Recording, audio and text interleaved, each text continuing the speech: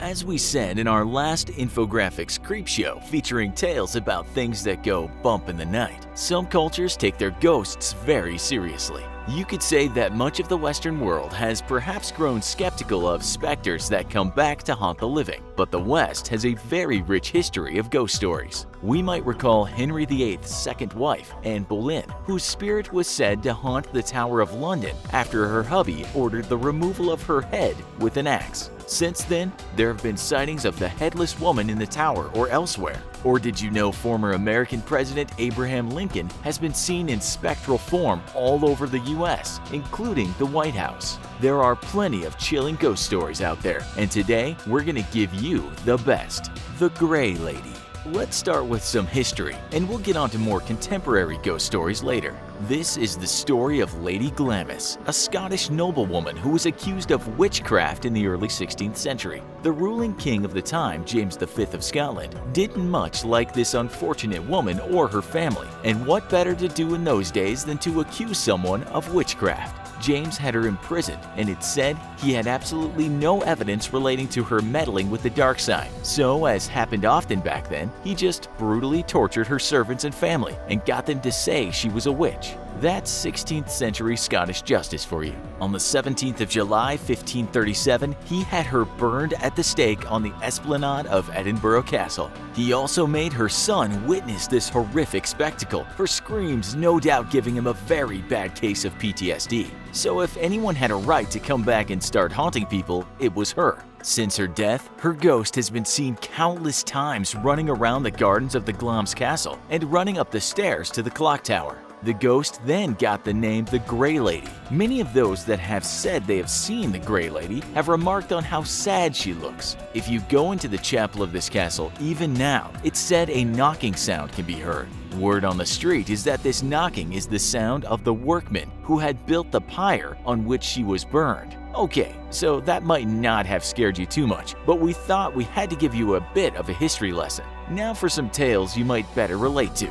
The Haunted Prison. The Eastern State Penitentiary is not only said to be one of the most haunted places in the USA, but in the entire world. In its later years, it housed big-name criminals such as Al Capone. But before that, this frightening-looking place housed mainly petty criminals. It's now open to the public, and there have been many sightings of ghosts there. Why would the dead want to come back and haunt people?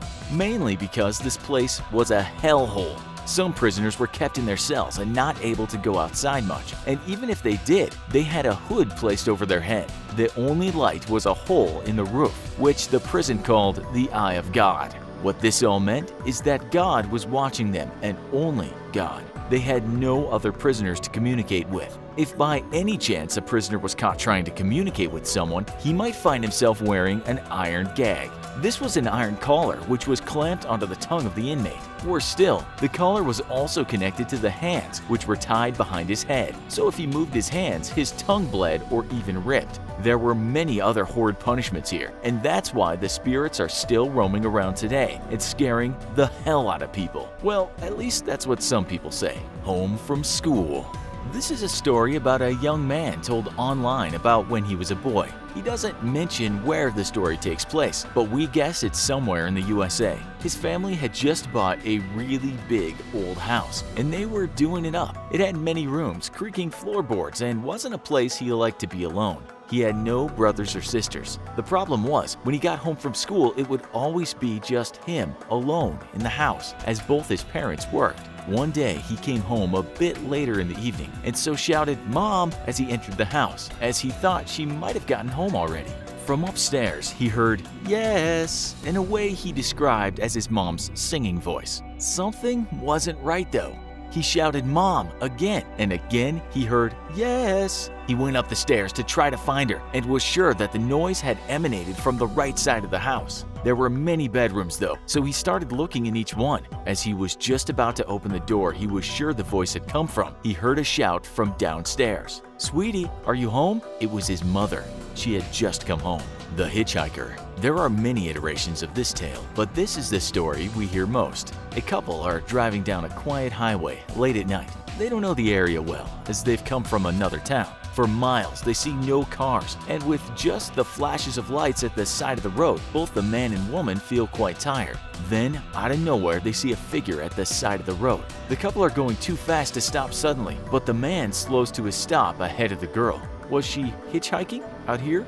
Alone at night? Asks the woman. We better pick her up, says the man. He reverses and the girl appears in his mirror. He rolls down the window and tells her, "Get in." The girl is very polite and she tells the couple she's grateful they picked her up. "You're very kind," she tells them. She then hands them a piece of paper with an address on it. She says she's lost, but needs to go to this place. It's not far from where they are, so the man says no problem. Then they drive ahead in the dark, transfixed by the intermittent gleam of the lights. At an intersection, sometime later the man asks, "Is it right here?" No answer. He then looks in the mirror, and there's no girl in the car. His wife is sleeping, and he wakes her up. "She's gone," he exclaims. "What?" The wife says, still half asleep. "That's impossible." But the girl had gone, and the couple are perplexed beyond belief. The address on the paper the girl had given them doesn't seem far away, and out of curiosity, they head to that house. When they get to the house, they're greeted by an elderly couple. They tell them, "You're not going to believe this, but we picked up a girl and she gave us this address, and we don't know where she went." The elderly woman then suddenly breaks down in tears. She tells the couple that her daughter had been killed in a hit and run on that very highway more than a decade ago.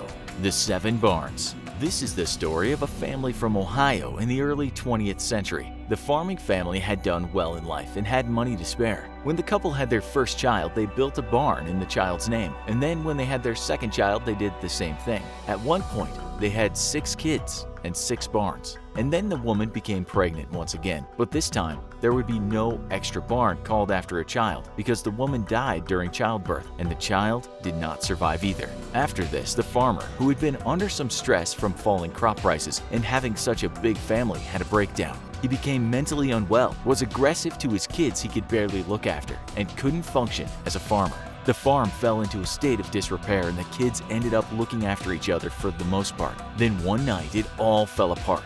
It's said the farmer, rather than admit failure and try to sell the farm, burned the whole place down. Rather than give his kids to the authorities where they wouldn't have a pleasant life, he walked into each of their bedrooms and killed each of them with a shotgun. He buried all their bodies next to the barns he had set on fire, and then he hung himself at the 7th barn he had built for the new arrival that never came. It's said from then on, no one wanted to buy this property, fearing it was cursed. We're all told the barns were pulled down, but that 7th barn no one wanted to touch for fear of reprisal from the farmer in spirit form. To this day, the land is empty, but many people have gone to visit what remains of that 7th barn. The people in this rural community know all about the curse and stay well away, but from time to time, young folks end up in town, having heard there was a haunted barn. They tell them to stay away, but there's nothing much they can do. It's said one couple went there with their only child, an excursion on a road trip. They did not treat the curse seriously and thought the locals were just superstitious crackpots.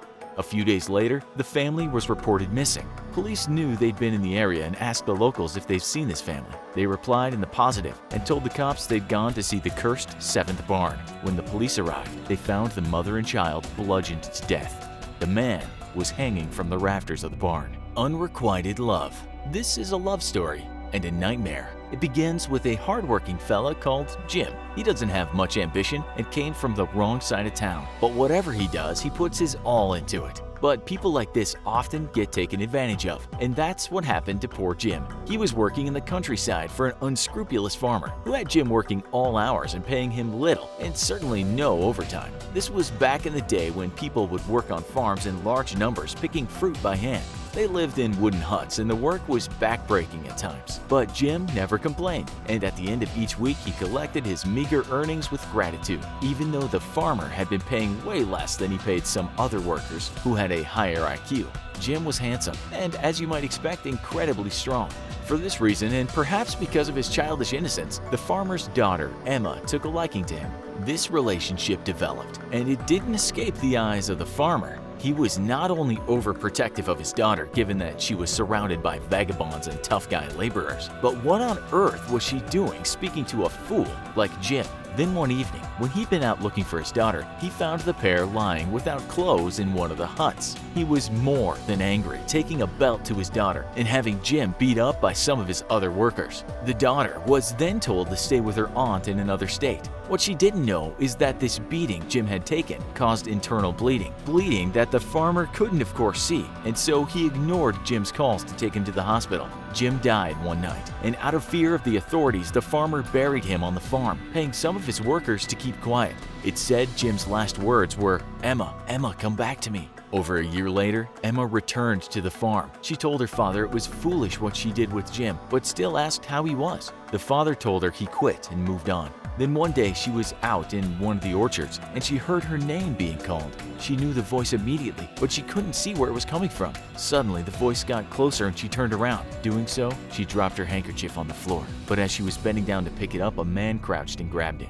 It was Jim, right in front of her. She then heard her father shouting from the distance, again out there looking for his precious daughter. Turning back, Jim was no longer there. She thought he must have been scared, fearing another beating. She told her father she saw Jim in the orchard, and he said, "It's not possible. He left a long time ago." "He was here, right here," she exclaimed. For days, she protested that she saw Jim and kept sneaking out to look for him. Eventually, the father gave in and told her the ugly truth, that Jim had died and they buried him right there on the farm. "I don't believe you," shouted the daughter. The farmer realized that the only way to make her believe him was to show her Jim's corpse. They went outside and he started digging. At the sight of a leg, Emma screamed. More earth was moved, and to both of their surprise, clutched in Jim's cold, dead hand was her handkerchief. Which of these did you like the most? Tell us in the comments. Also, be sure to check out our other show, Most Terrifying Ghost Stories. Thanks for watching, and as always, don't forget to like, share, and subscribe. See you next time.